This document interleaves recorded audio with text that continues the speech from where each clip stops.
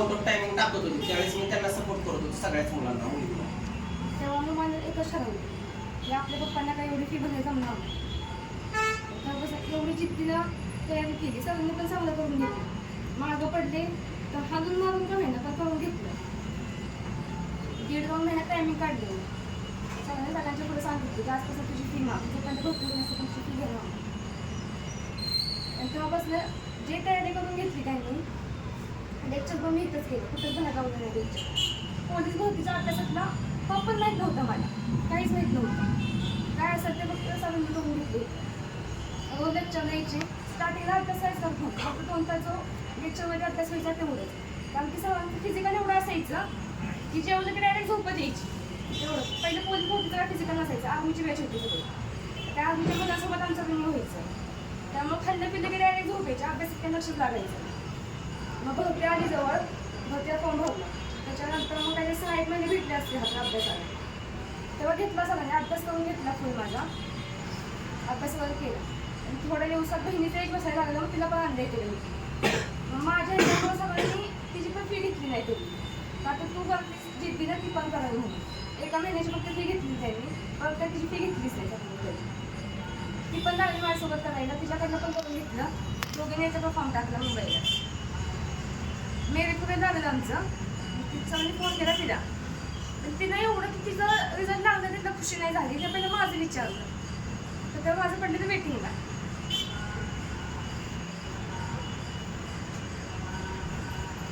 घरच्यांना आनंद पण झाला, दुःख पण झालं.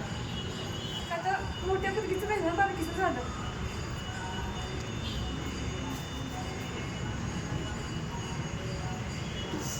आता ह्यांनी सांगितलं तसंच, मी पण 10-12 दिवस काय डिप्रेशनमध्येच होते. ना जेवण ना काय ना काहीच जात नव्हतं जेवण. आणि परत गावात तोंड कसं दाखवायचं, बाबा आपल्या गावी ती भरती झाली आणि आपण नाही.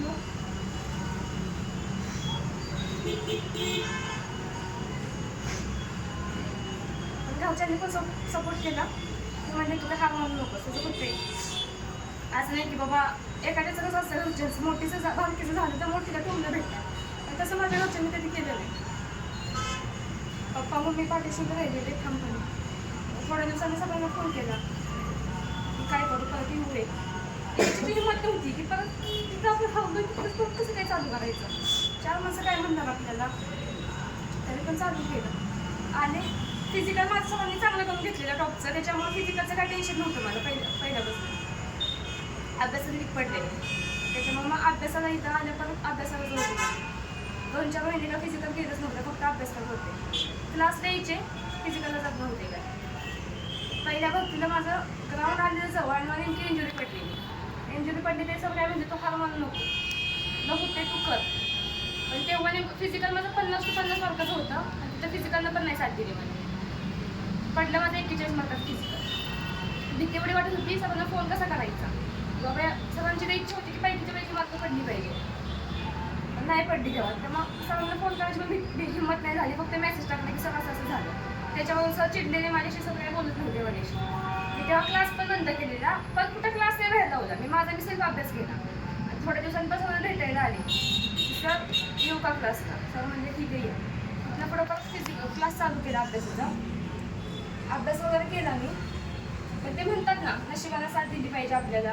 मला माहीत होतं की मी फुल ताकद लावली, पण तिथे एका मार्कासाठी पण नाही. जेवढं मेरिट लागलं त्याच मार्काला मी वेटिंगला पडली, कारण की एज कमी पडलं माझं.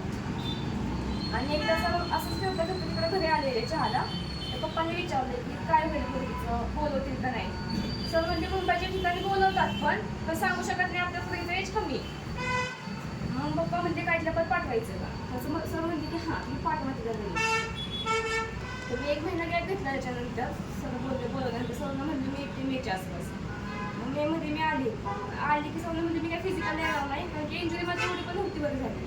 एवढी इंजुरी पडलेली की अक्षरशः मला साधा सोपा चढ पण जमत नव्हतं. 2 महिने मी फुल गोळ्या खाऊन, जर गोळ्या खाल्ली तर मला निघत होतं.